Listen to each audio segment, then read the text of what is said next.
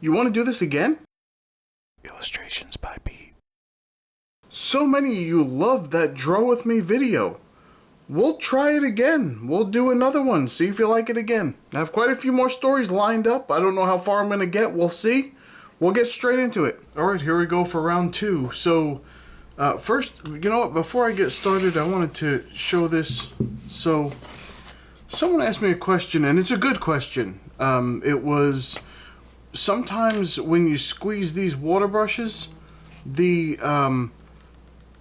paint sometimes gets sucked up into this little edge here and then backs up into the reservoir and then eventually into the water, and it kind of gets pretty nasty. So how do you stop that from happening? It's simple, but I understand how it could happen.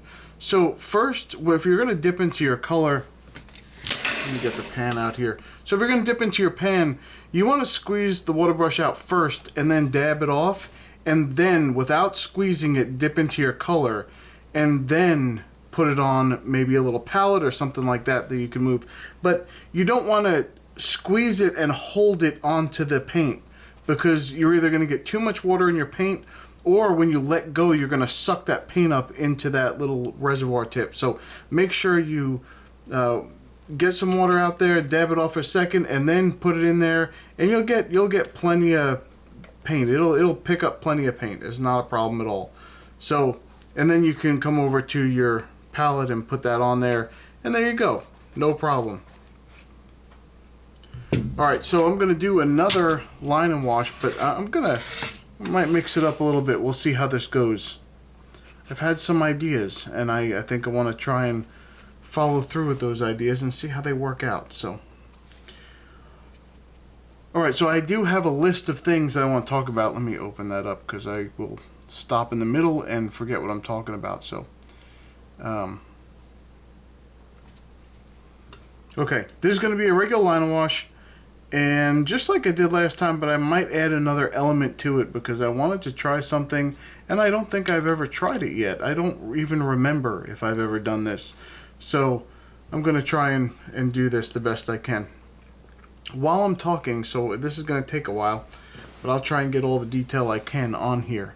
So the first thing I wanted to talk about is when I was younger, my parents had split up, and there was a short time there where I was living with my mother's parents, my grandparents on my mother's side.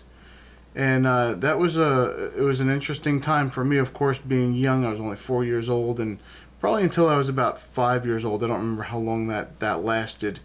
But that was an interesting thing. It really was. And I remember I used to come home, and I used to run to my grandfather, and every day after school, my favorite thing to do would be to go and sit on his lap. And he was in the Korean War, and he used to love to tell war stories, and there was nothing bad. He didn't tell, of course, I'm a little kid. He didn't go into like crazy bad war story things. He didn't do that to me.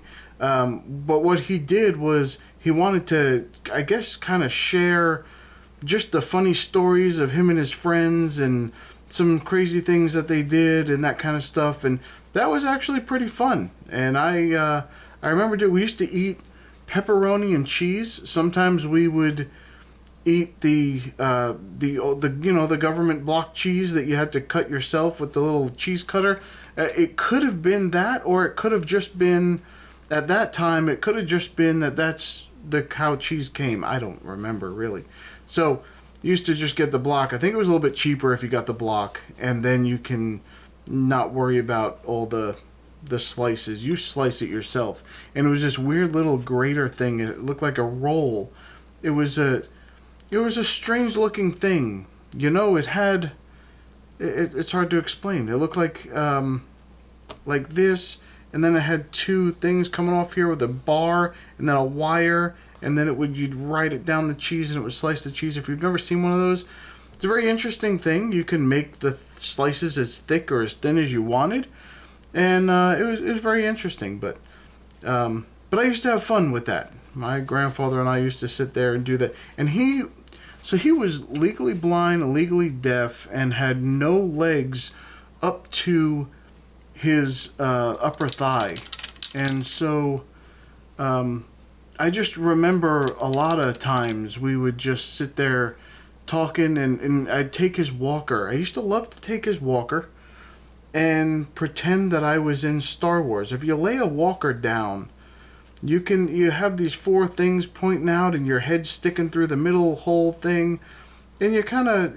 looks kind of like one of those spaceships from the Star Wars thing. So that's what I used to do, and it was fun. And then I had my aunt who was also living with them, and she was younger at the time. I think she was maybe early 20s ish, maybe just in her early 20s, and she had a dog, Princess, and I love that. That was my favorite animal ever up until I had my own animal. But she was just a sweet dog. She used to love people, and she used to love I'd call her just to call her, because every time I called her she'd come. She was I think a Sheltie Lab mix. So she was a little bit smaller than a lab for sure, and had a little bit of the longer hair, but she was jet black, except for a little bit of white on her chin and on her chest. And just a sweet dog. I love animals, and I love dogs. That started my wanting dogs and animals and things. I loved her. She was like my best bud when I was growing up that young, and that was a fun time. But man, I just remember doing that kind of stuff. And there were also, when I was a little bit older at that point, but I remember having to not having to. I remember my grandfather taught me, he wouldn't teach me business because he always had businesses, and he would grow them until they made a little bit of money, and then he'd sell them, which was fun, because we had so many different things. When I was growing up, we had so many different things that he was doing. I think he had a game room at one point, and that was fun for sure. That was definitely a fun thing, that game room, which I believe is where my mother met my stepfather. Was at that game room. He worked there for my grandparents, so that's where they met. And he had a jewelry business and a stuffed animal business and a linen business, and he had a construction company a little bit when he first got out of the military. He just did a lot of stuff. He was very into doing some stuff, and he did it well.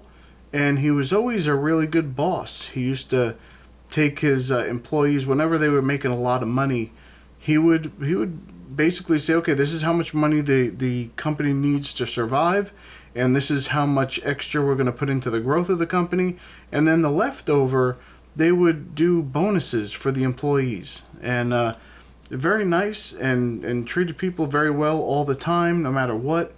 And that's a great memory I have of him, and just some things that he did. So we'll move on. So one of the things, the reason I brought this up, he used to play with army men with me. So I'd get the generic army men, little plastic guys, and they'd have little guns and bazookas and grenades and all that stuff.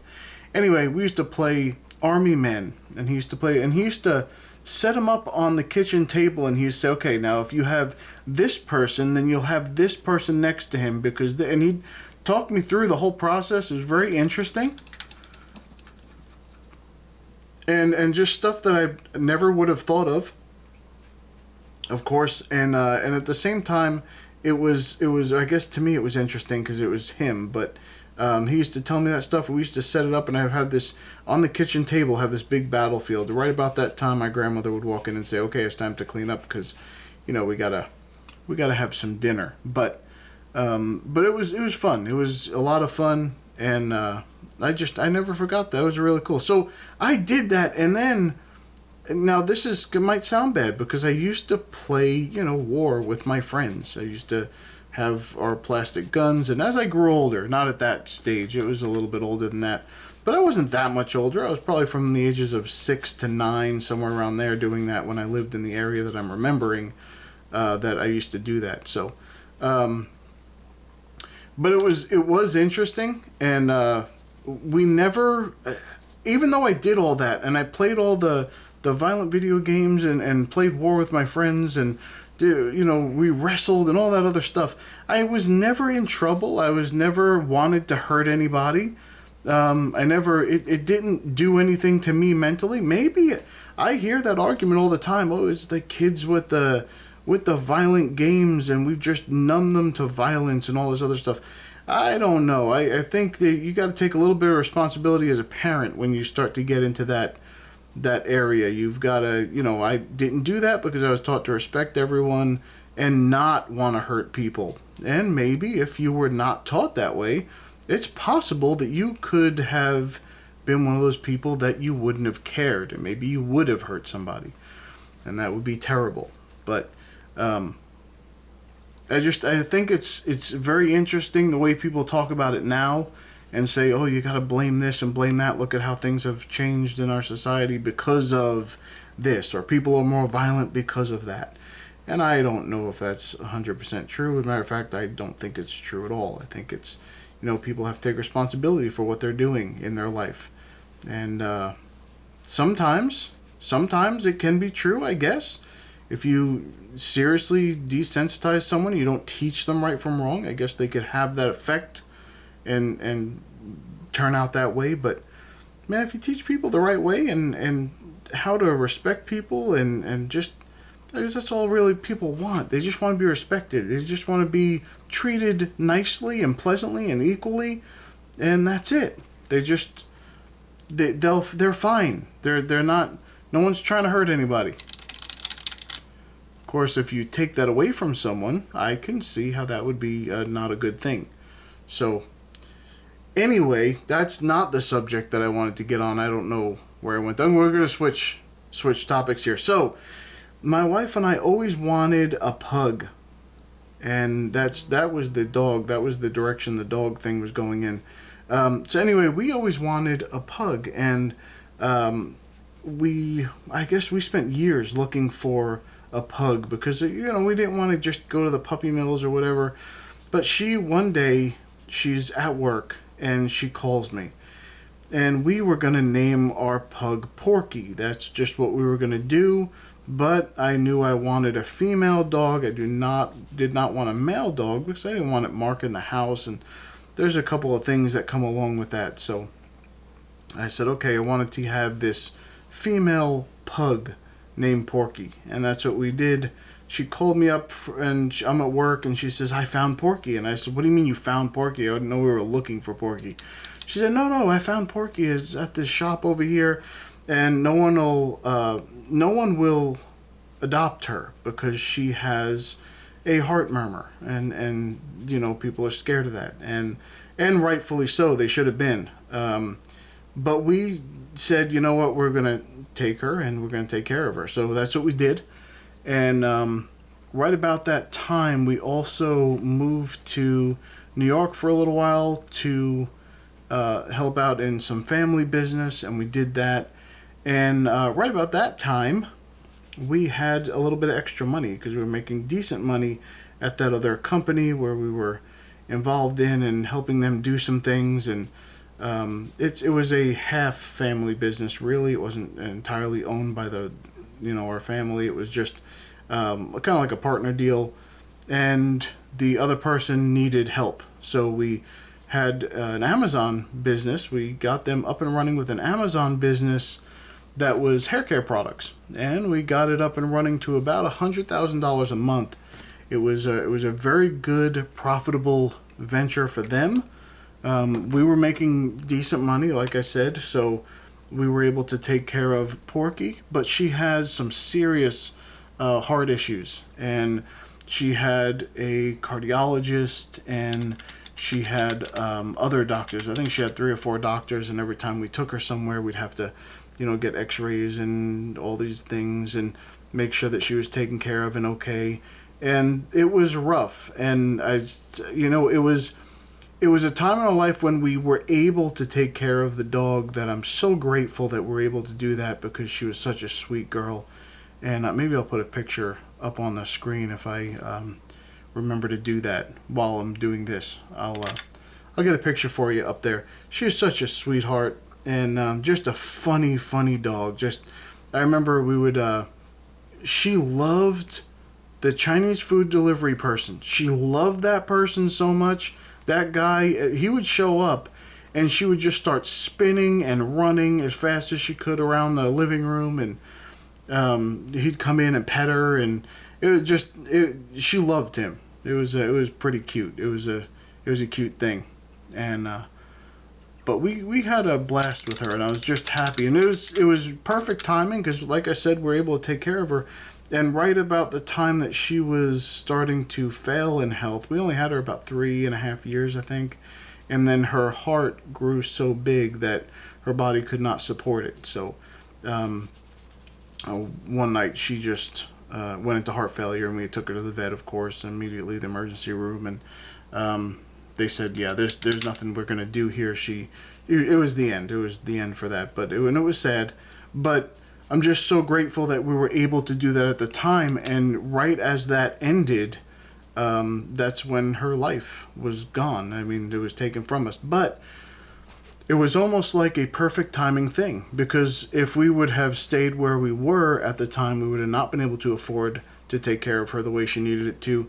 And also, if we would have, or when the time came where we didn't need to take care of her anymore, that whole situation for us went away, and we were right back to where we were. So it was almost like a perfect situational thing. And we had a few great years of her, and just having a blast with her. She was an amazing dog.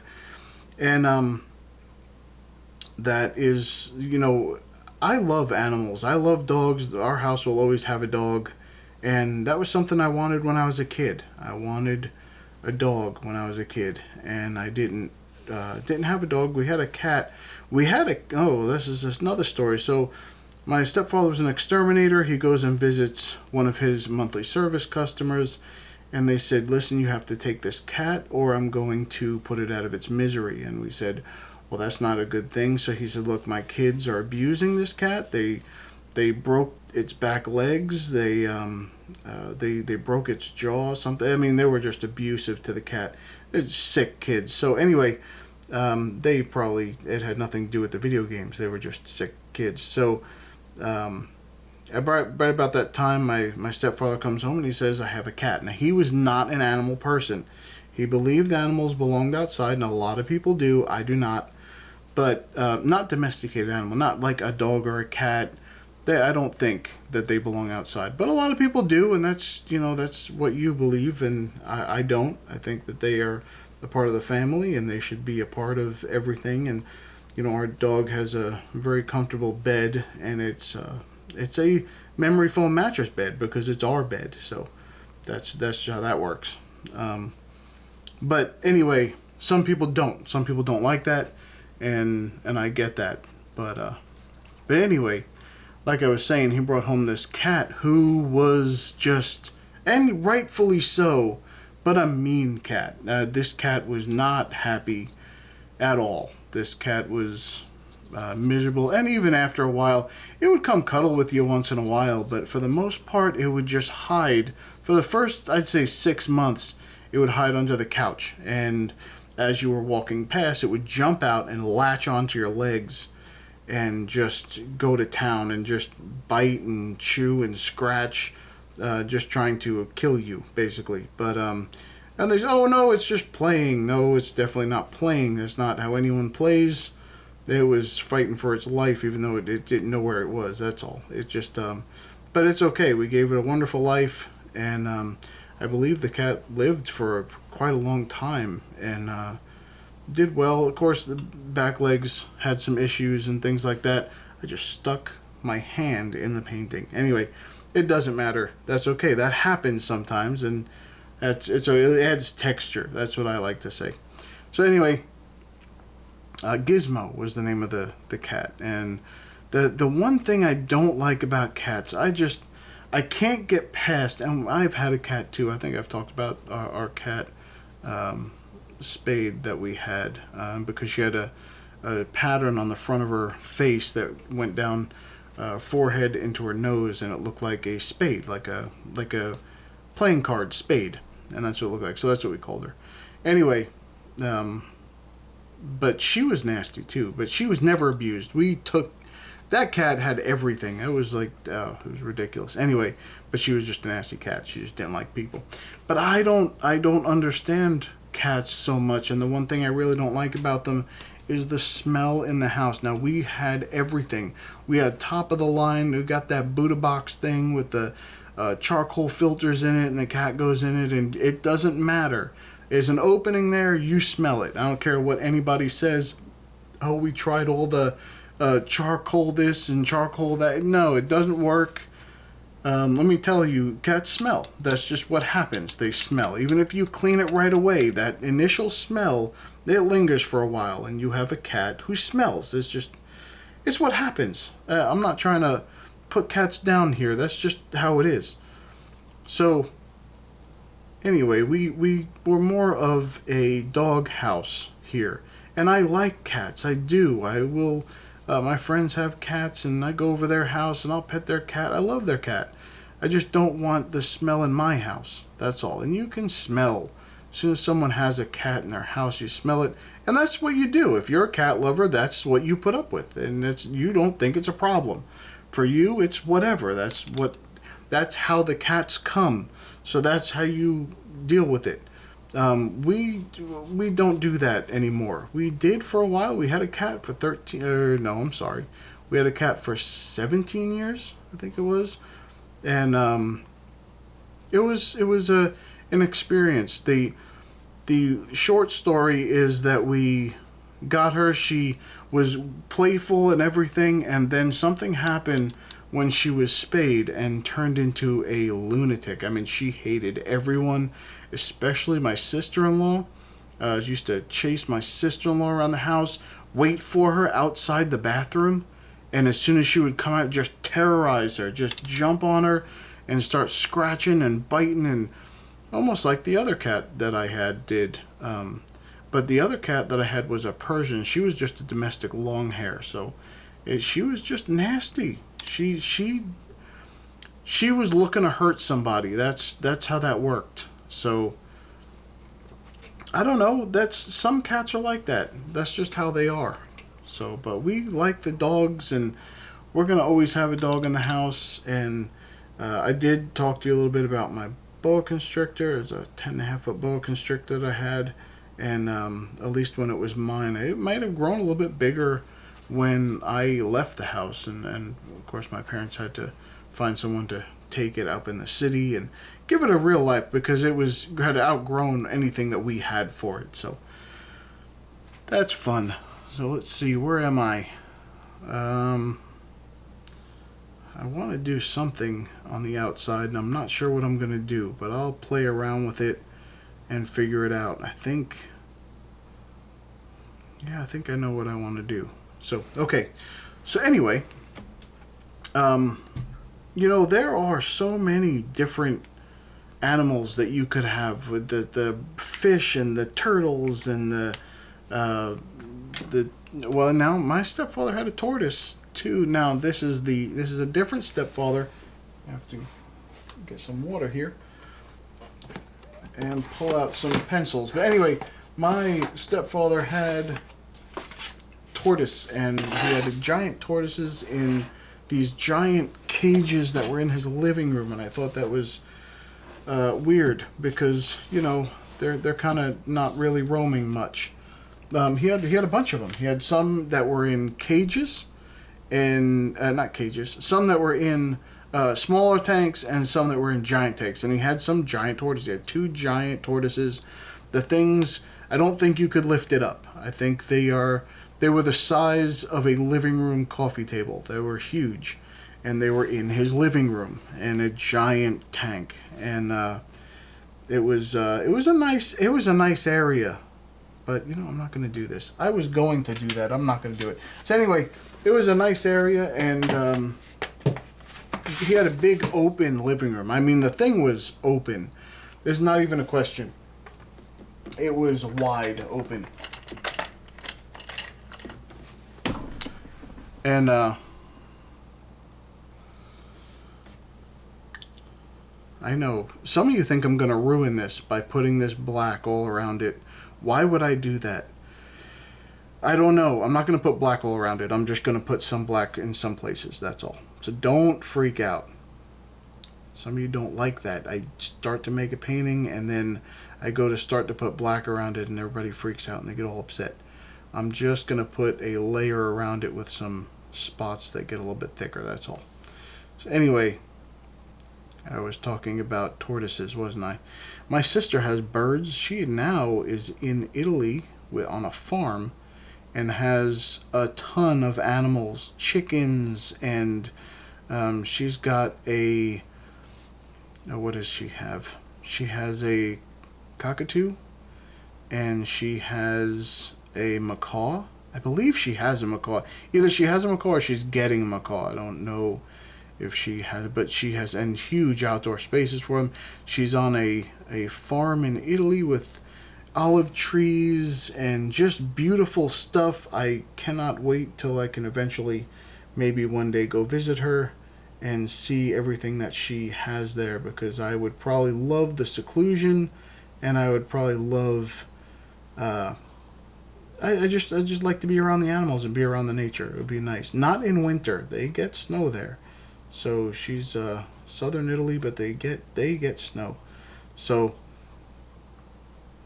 probably not this time of year I wouldn't go, but maybe another time. It's possible. So and horses. She loves horses. She's loved horses since she was a little girl. And my neighbor around the corner, a girl that I went to school with, she had horses, and she let my sister take care of them, kind of like helping her out. It's really like child labor. It's illegal, but it's okay. Don't worry about that. But it was fun for her. She had a great time, and when she got older, she had many horses now. I think she's probably had when she was just in the U.S. I think she had maybe 3 or 4 horses, and then and that's probably underestimating what she had. She had horses, so but now she has, I think, a bunch too. I think she has 3 or 4 now. So there's your new horses, and one of the ones she had here was a special breed horse, and I think she was in going between Arizona, sometime between when she was in Arizona and when she was in, um, I want to say Missouri. Yes, Missouri. She had one of those special breed horses, and it was a wonderful thing. And then she just left us. She just up and left us, and I hope she's listening to this. Up and left us and went to Italy with some strange man who we all love. Marco's a wonderful gentleman, and he is. We do enjoy him. So, um, but yeah, she moved across the world and went back to the old world, and oh, that's just how it is sometimes. But it's okay. I saw her recently. We did an early Christmas in September, I think it was, and all the family, well, not all the family, some of the family got together. Saw one of my brothers and my sister, who I haven't seen in years and years and years, because, she moved away. That's just how it is. And I know I had some of that is on me, because I had times where I could have come and seen her and I did not, because I couldn't get here. So, but anyway, I don't ever remember anything I'm talking about. I'm just rambling now because I'm trying to figure some things out here that I'm going to do, and I'm just talking. So I'm probably talking way too much. I'm disclosing personal information I shouldn't. Want some street addresses? I'll give you some street addresses and some phone numbers. And no, I won't do that, but I might as well have. But it's okay. It's okay, because all that people can actually do is get mad for a little while. And then they have two choices. They can either stop talking to you entirely, or they have to forgive you. Those are the only two options. You hold a grudge, or you don't hold a grudge. Those are your only two options. And I don't think anyone that I've been talking about so far would hold a grudge against me that far. So we're okay. We're doing all right.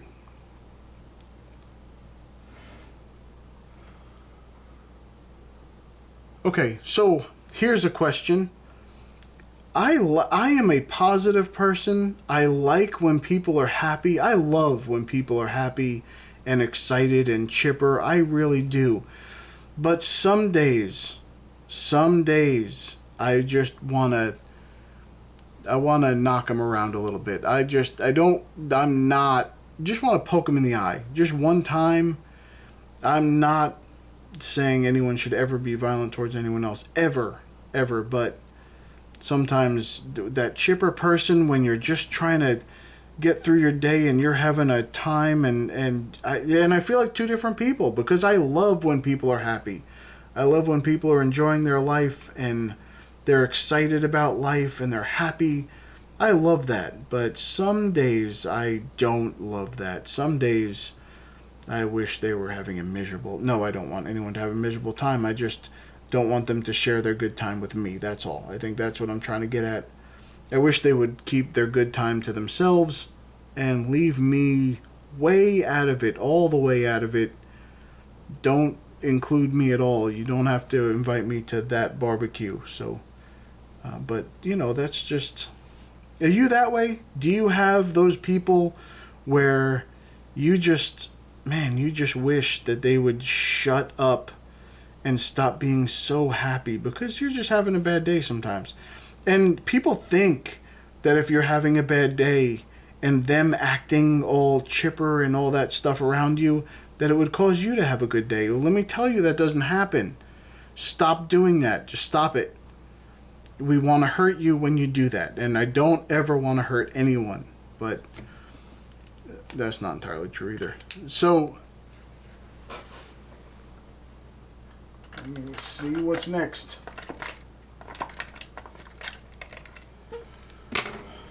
Okay, so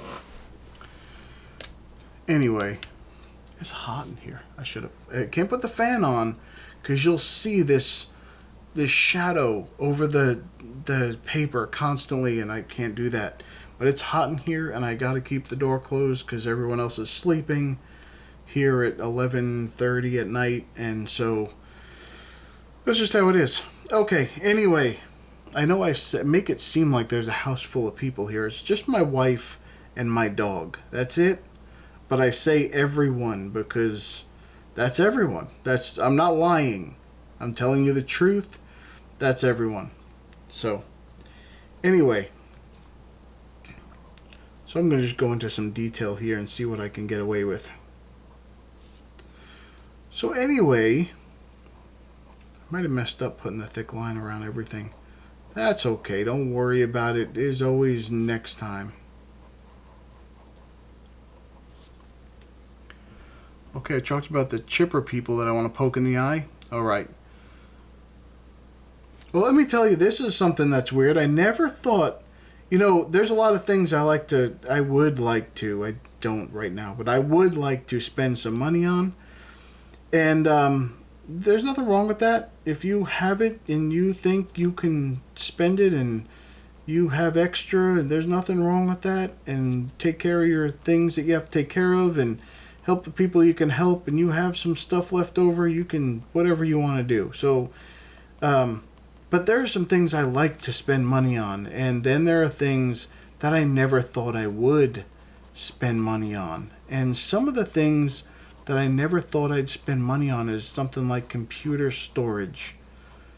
These videos take up a ridiculous amount of space. I don't even understand what is happening half the time, but let me tell you, they do. They take up a lot of space, and then I end up running out of space, and I don't want to do that. So, me not wanting to run out of space, I end up buying stuff to store all these videos on. Some people say, well, you can just download them from YouTube, and you don't have to worry about all the space that you're going to use up. And that's not exactly the case, because I want to have control over my own stuff, and I want to make sure that if I ever want to do something else with it, maybe I want to put it on a different website. I'm not saying that I will right now, but maybe I will in the future. And then how am I going to handle that? Well, I need the videos. So anyway, and sometimes you want to just re-edit something or take something out or cut something up, and I can't do that if I don't have the video. So I have to have it. So that's why I need the storage, and I'm just spending money on things now. I'm going to wait till the beginning of the year, but I've got to spend money on storage and get hard drives and things that I already have. I have two external hard drives, and I have another internal hard drive in my computer that's separate from my main drive, and they're filling up, and now I have to get two more. So it's very interesting, the things that you don't anticipate, and I never anticipated, oh, I'm going to need to buy computer storage so I can continue to make YouTube videos. It's just a weird thing to think about.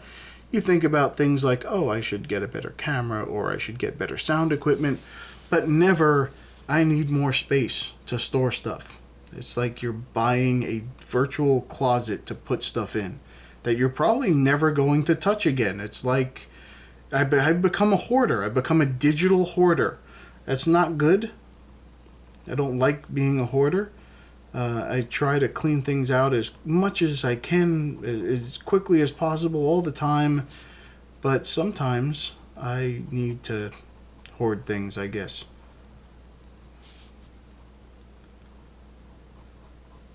So I would like you to share, if you could, nothing crazy, nothing too personal, but is there anything that you never thought you'd be spending money on that you spend money on? It's an interesting thing. It really is. I think that if you would tell me when I first started this, yes, you're going to need more storage. You're going to have to. There's no way. There's no way. I have so much available to me in this computer. There's no way I'm going to need more. Boy, was I wrong, and I'm wrong in a big way. So 2 years in, and I've already filled up multiple things, and it's okay. It's wonderful. It's a growing pain. I think that's what they call this. It's a growing pain. It's when something hurts to grow, but you're happy that you're growing. So that's what this is, and I hope that it gets better, but we'll see how that goes. And you could do the digital thing. People always say, oh, you can just do the cloud thing and do the digital thing. You still don't have your stuff. I know that sounds weird. I'm not trying to get all... This isn't like conspiracy theory stuff. Like, oh, they're going to take your stuff and they're going to profit from it. No, that's not what I think. I just want my stuff so I have my stuff and not have to get it from someone. I keep getting text messages and it's annoying the crap out of me because I know you're hearing it. You're hearing the little buzzes. I'm going to maybe do that voice isolation thing. I use DaVinci Resolve, so I'm going to try and do that voice isolation. See maybe if that gets rid of the little buzzing, and because I have it on silent, but you hear it vibrate on the desk. It's absolutely obnoxious.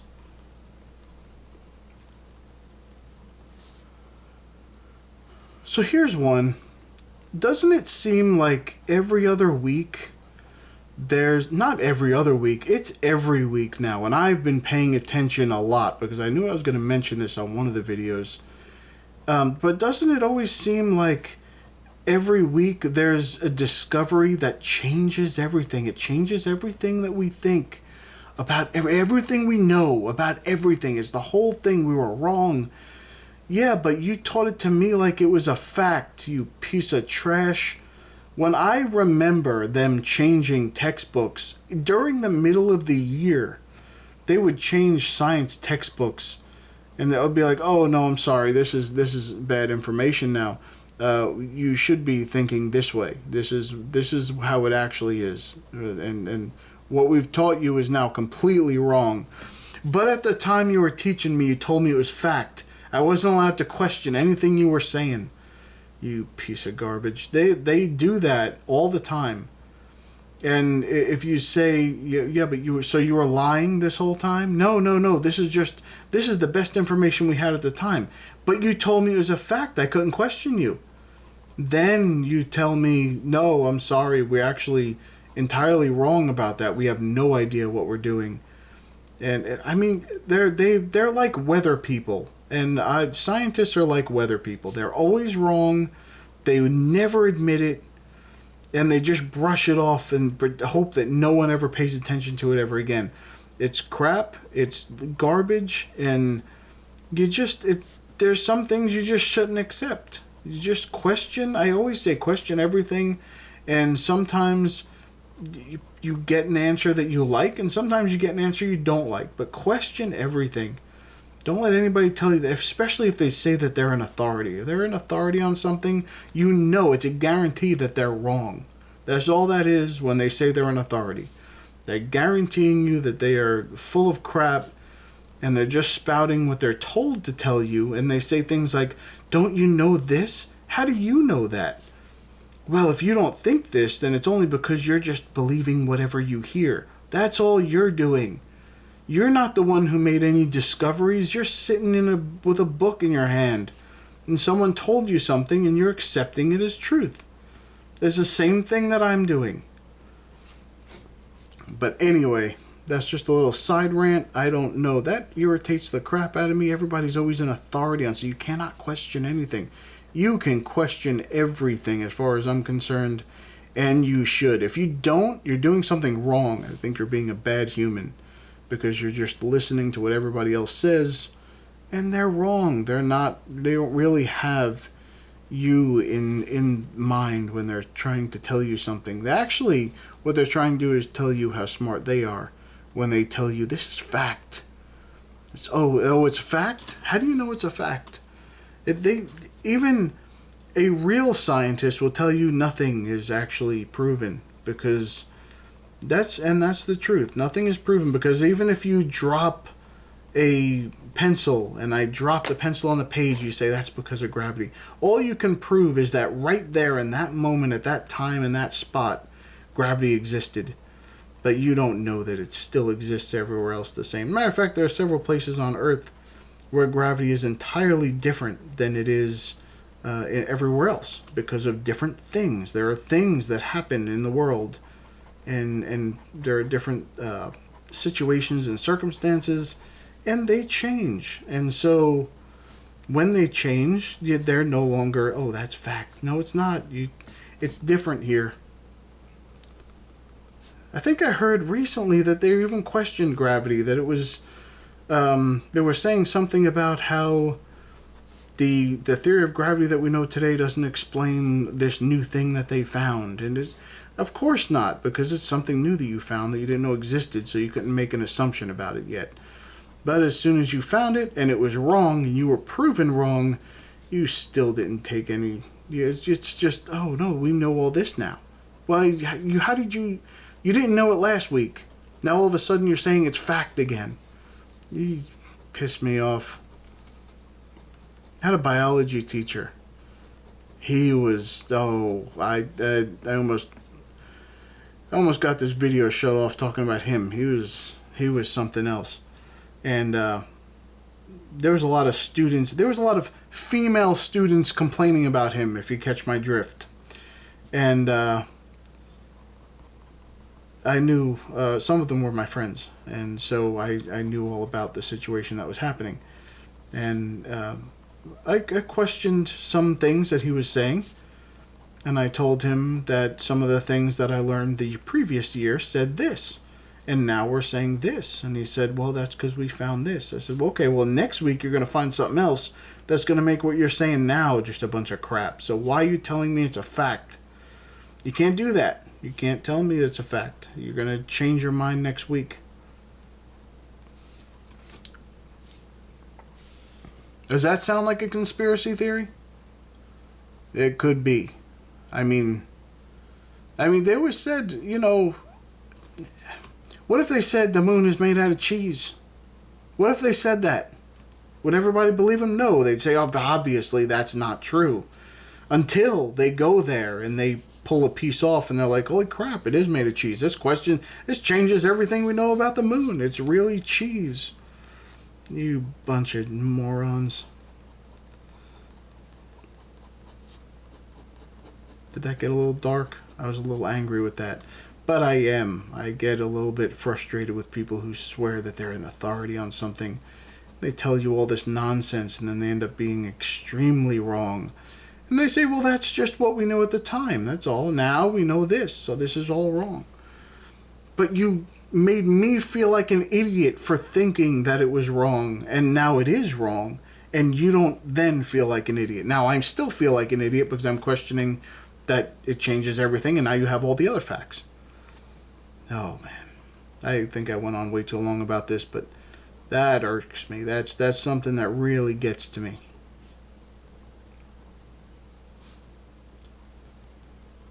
So I don't know if you're drawing with this or if you're just listening to me ramble on for 45 minutes. It's good times. We've got a little ways to go yet. I hope you're going to make it. So you tell me something. Don't get too crazy with me. Don't start insulting everybody else. But just if there's something that have you found that, you know what, don't be very specific. Have you found that there are people that tell you to accept something just because they're telling you to accept it and they're speaking from authority, which is a terrible argument, by the way. You can't win an argument by speaking from authority. That's not how that works. But do you find that people do that all the time, and does that annoy the living crap out of you? And did you question them and then they get angry for questioning? No one, if you tell someone something, no one should ever get angry at you for questioning it. They absolutely should not. There's nothing wrong with questioning something that someone tells you. Oh my goodness. I told you a while ago, I used to teach herbal classes and I used to teach martial arts classes, and I'd always have people questioning what I was telling them. And I loved it because if someone questions it and then you walk them through it, and you never say that you know something 100%, this is the fact 100%. It's always because this is the best idea we have at the time. That's it. I could be 100% wrong about this, but right now this is the information I have, and this is what I think about it. Based on this situation, that's just how it is. I wish people spoke more like that instead of always having to be, no, this is how it is, and there's nothing you can even question about it. And I even get some things in life that you want to be 100% true, and you're going to tell people that they're 100% true because you believe they're 100% true, but that doesn't make them 100% true. And it's okay to say, this is what I know to be true.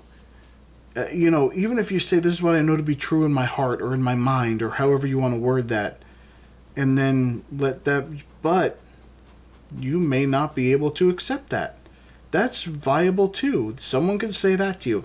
Listen, I know this is 100% true in my heart, but I know you may not be able to accept that. So we can either talk about it or not talk about it, especially if it's going to be a problem. We don't want to deal with that. So we don't want to cause problems all the time. If you already know that you disagree with someone on something, let me try that again. If you know that you're going to disagree with someone on a particular subject, there's no point in just yelling at each other. There really isn't. You just say, okay, this is what I think, this is what you think. I'm not going to change your mind. You're not going to change my mind for sure. So let's just move on past this mess. There's nothing wrong with saying that. I've said that to many people who I still call my friend. Oh, people get crazy though. Crazy. This isn't at all turning out the way that I wanted it to, but that's okay. And that's the wonderful thing about art, is it doesn't have to. It can just be what it is. I had a picture in my head, and it didn't even start out the right way. I don't even know what happened here.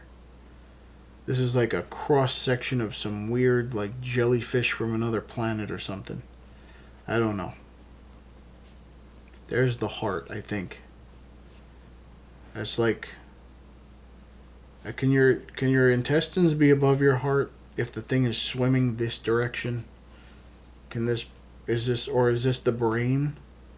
Maybe it has two brains and a heart, and then these weird lungs. One's very long and one's not. It has a blue stomach, and then maybe that's the intestine, and then all the rest of the stuff is other stuff. I don't know. You figure that out. I wanted this to be a little bit more interesting to look at when I was doing it, but I don't think it's going to turn out the way that I wanted to. That's okay. Don't worry about that. All right, next subject. So, I recently saw a statement, and it was someone saying that you should kill fear. You got to kill fear. You got to just do it. Just kill fear. Let me tell you something. I strongly disagree with that person. I don't believe you. I think fear can be a good thing. You don't have to kill fear. You just have to find something that makes you more fearful if you don't do the thing that you're fearful of. And then you'll end up doing it because you're more afraid of not doing it. And sometimes that works. Sometimes that's a little bit easier said than done. But I want to give you an example. When I was, I think it was the summer of ninth grade for me, I started smoking cigarettes, which is a terrible thing. No one should ever do it. Don't do it. I stopped in 2007.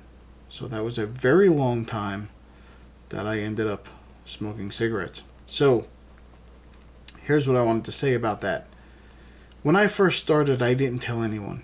It was a secret. I didn't want anyone to know. It was, I enjoyed it. I know that sounds terrible. I never ever wanted to stop smoking cigarettes, ever. I enjoyed it too much, and I will say so to this day. I've always, if I could do that and not have anything bad happen, I probably would.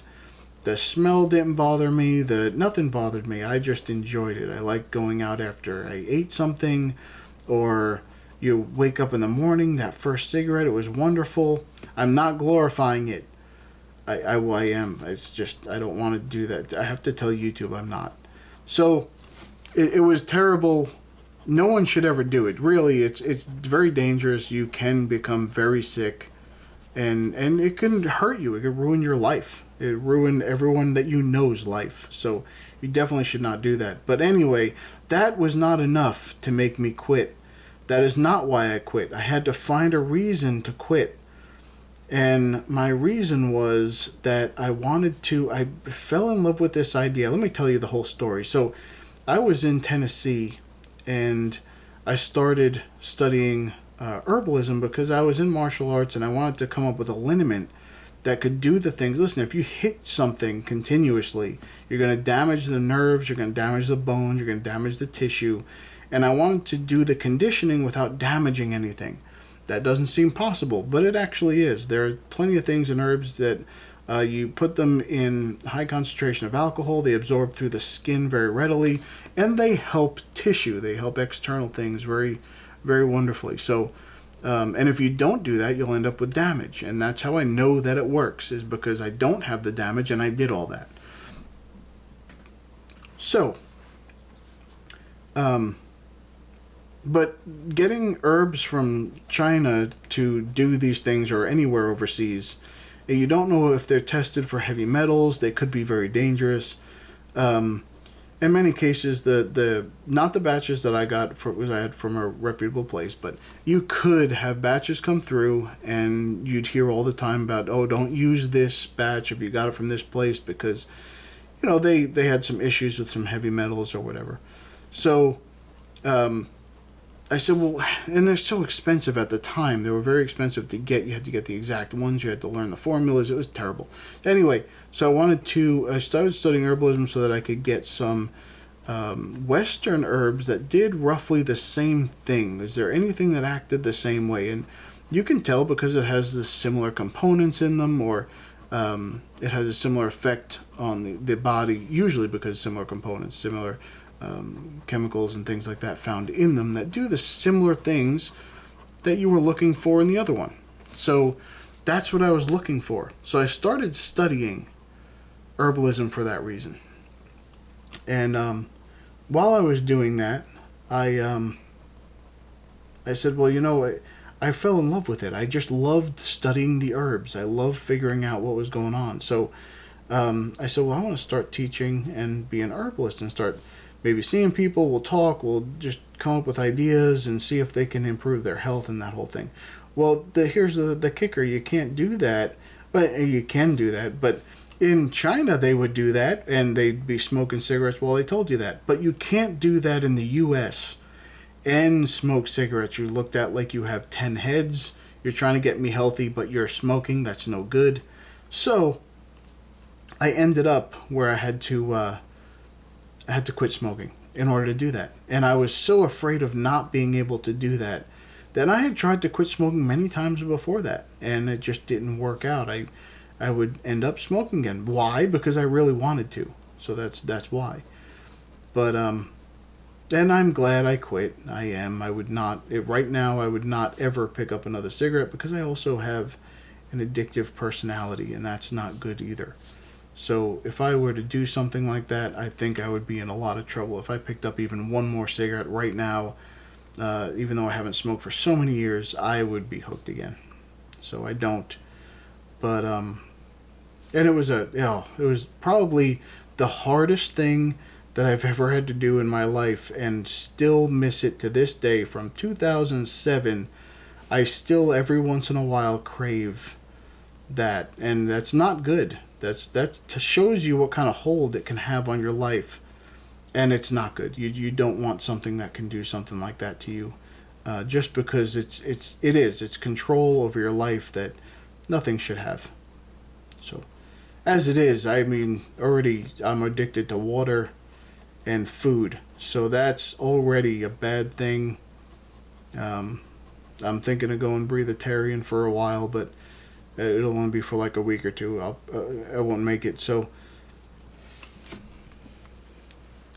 anyway, how was that? Was that decent? Was that a decent conversation? Did we enjoy talking about this? Did not turn out well. I mean, I'll probably look at this for a couple of days and I'll eventually like it again. But it didn't turn out nearly what I wanted it to be. It's okay. Not even close. I don't even think it's not even close.